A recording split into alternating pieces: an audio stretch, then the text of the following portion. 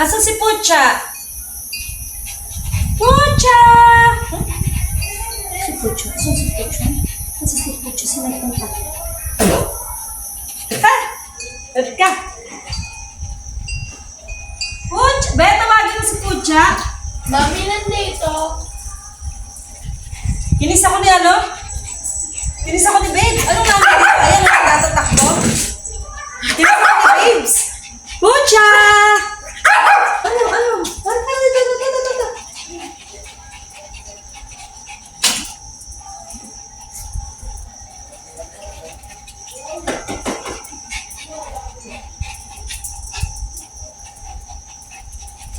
Ha?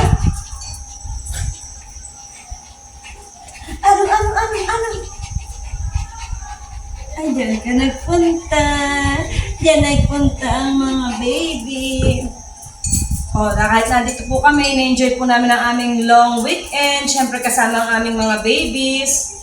Ayan, 3 po ang kasama namin, 3 dogs, tsaka si Pucha, isang pusa namin. So ayan, so kahit po kami nasa long vacation, yan, dahil long weekend, medyo pahinga, pa-relax. Siyempre, kasama naman din namin ang aming mga baby. Napakakukulit, ayan. Walang tigil. Ito pinakamakulit. Ito po si Babes. Ito ang kanyang daddy. Ayun ang kanyang mommy.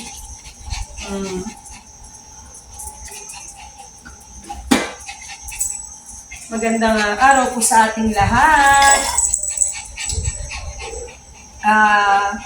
Sana po pare-pareho natin na-enjoy ang long weekend. Doon po sa mga walang time para sa long weekend para maghanap buhay pa rin. Wala naman pong masama dyan, di po ba? Nagkataon lang po na kami binigyan ng pagkakataon para ma-enjoy din po yung long weekend. Siyempre, sana lahat nagkakaroon din ng time para makapahipahinga ng kaunti. So, eto po kami habang nasa bakasyon kunwari. Ayan, konting bakasyon. Kasama rin po ang aming mga alaga. Yan si Bebe. Nando doon si Joanne. Dito po kami ngayon sa Batangas. Medyo pahipahinga dito. Relax ng bagya para iba naman. Kakagaling namin maligo. Ayan, kaya kahit gabi, basa pa ang naligo po kami. Ang ingay naman ng baby na yan. So po, ang gulo, di ba? Kasi dito lang sila nakakalaya ng ganito. Ay, sarap na hangin. Dito lang sila nakakatakbo-takbo dito. Kasi sa amin, wala silang space. Nahulog ang aking pagbaliranggo. Sa amin po kasi wala silang space para nakakatakbo-takbo. Dito, gusto ko talaga dito para dito sila talagang malayo sila nakakatakbo. Ba't ang ingay? Ba't ang ingay ng daddy na yan? Ba't ang ingay ng daddy? Ito naman, pag kami hahawakan akong isa, lalapit na rin yung baby nila. Ito kasing si Babes, mas malambing to eh. Basta, hindi ko alam baka silosa siya. Basta nakita niya, hinawakan ko yung mami niya o yung daddy niya, lumalapit na rin siya kaagad. So, ayan, tumakbo. Babes! Diba, Asa na si Pucha? Siyempre, kailangan naman natin paminsan-minsan nagre-relax din. Diba? Dahil long weekend. Sa amin naman po talaga, walang long weekend. Kasi, nasa bahay lang naman talaga kami. Nandun lang din namin yung trabaho namin. Diba? So, in-enjoy na lang din kung makabakasyon. Ito na dito kami kasama yung pamilya. Dahil long weekend, o pwedeng gumala. Tsaka, itong long weekend namin, meron din naman kaming ibang na-attendan.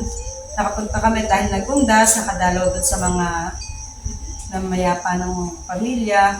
Tapos, merong nagdibo na apo, di ba, naka-attend din kami. So, nakapag-swimming kami, nakapahipahinga dito, di po ba? Hindi naman lagi na ganito, syempre lagi naman trabaho. Pero minsan, syempre, bigyan din naman natin yung time yung sarili natin na makapahipahinga. Eto, kasama ang aming mga baby. Eto na rin talagang bakasyon para sa aming mga alaga. Dahil sa amin, sila po yung nakakulong lang lagi. Hindi namin sila hinahayaan na ganyan na nakakawala. Dito kasi safe sila dito magtatakbo. Wala silang makukuhang mga dumi or malinis kasi dito. Nakakulong lang sila. Dito, nandito lang kasi kulob yung may bakod lahat. Pero mahangin pa rin kasi maluwang naman yung space. Dito lang, ito talaga rin sana yung pangarap ko para sa kanila. Kaya lang syempre mahirap matupad yun. Dahil kinakailangan meron kang maraming pera. Pero syempre di po. Malay natin, balang araw di ba? Baka tumama tayo sa loto, di ba? Makakagawa tayo. Hindi lang para sa mga aso, baka parte lang sa tao, di ba? Kasi hindi po ba talagang masarap sa kanila at yung ang saya-saya nila dito, nakakawala lang sila. Hindi ko lang po sinasabay itong isa dahil disaster na pag isinabay pa siya. So, pag po siyang pawawalan, itong dalawa naman ang ilalagay sa kulungan. Pero si Pucha, yung pong aso na pusa namin, dyan, lagi lang siya nakakawala kasi hindi naman sila nag-aaway-away. Doon sa amin, hindi sila masyadong nagbabanding. Dito medyo nagkakilala sila kasi ilang ano na rin sila na sila lang naman yung magkakasama. Bukas po ang aming tapos ng aming bakasyon. Super enjoy naman. Parang medyo tumaba lalo dahil walang ginawa kundi kumain. Pero na-enjoy naman. Hindi kinakailangan gumising ng maaga para magtrabaho or matulog na late. Ang totoo, natutulog pa rin kami ng late kasi hanggang hating gabi ang banding. So, wala nang problema doon. Tapos yan, kain ng kain. Long weekend. Sana po lahat na-enjoy natin ang ating long weekend. No! Tignan mo ito pareho ng babae. Hi, bebe! Halika, bebe! Ayaw ito mga bebe ko. Asa si Pucha? Alas natin si Pucha. Ayaw lumapit ni Pucha eh. Ito po si Pucha, ang aming cat. Ayan. Say hi, Pucha. Hello! Ayan po si Pucha. Ayan. Ilang months na siya, be? 4. 4 months na raw si Pucha. Ayan. Malaki na siya. Ayan na yung kanyang buntot. Ayan ang kanyang peslak. Ayan. Ayan na. 4 na buwan na po ang aming baby. So, ayan. Ay, nako. Yan, bakit? Yan, ayaw niya sumama kasi nakikita niya po nakapaligod ako sa aso. Hindi naman siya natatakot. Parang mainit ang talampakan ni Pucha. Hindi naman siya natatakot sa aso kasi nakikipaghabulan na rin siya riyan. Eto, masaya rin siya dito kasi maluwang yung kanyang ikutan. Dahil baby pa siya, hindi pa naman siya nakakaakyat dyan sa gate o sa pader dahil baby pa. Sa pader, dun sa gate, medyo umaakit siya pero hindi niya pa kaya. So, ayan po ang aming mga baby. Meron pa kaming naiwanan sa bahay na 2 aso at saka 2 pusa. Naiwan po dun si Lakas, yung mataba namin aso, at saka si Mitty. Si Mitty yung maitim naman, payat lang yun pero masigla rin yun, tsaka mabait din yun. Tapos yung 2 pusa namin, pareho silang buntis. Si Rio at saka si Tigre. Kasi Tigre po isa, tapos si Rio, 3 yung kulay. Pareho silang buntis. Hindi ko lang po alam kung manganganak na isa, baka nanganak nang wala kami doon. Sabagay pusa naman po yun, marunong na sa sarili niya yan. May nagpapakain naman po yun. Binilid ko po dun sa kay kuya. Sa kapatid ko. So, siya parang mainit ba yung talampakan ni Pucha? O parang mainit ang init yata ng talampakan, ha? Yan. Parang mabait. Ito ako na rin. So, ayan siya. Pucha! Ayan po. So, magandang araw po sa ating lahat. Ito na nga gabi na pala. At nawa po yung mga katulad namin nag-long weekend. Na-enjoy nyo din po. Yun naman po mga hindi nag-long weekend. Masaya din naman po ang buhay kahit nasa bahay lang. Basta kasama po yung pamilya. Di po ba? Hindi naman kinakailangan na pare-parang pag sinabing long weekend. Long weekend. Nagkataon na po nagkaroon kami ng pagkakataon na umuwi dito.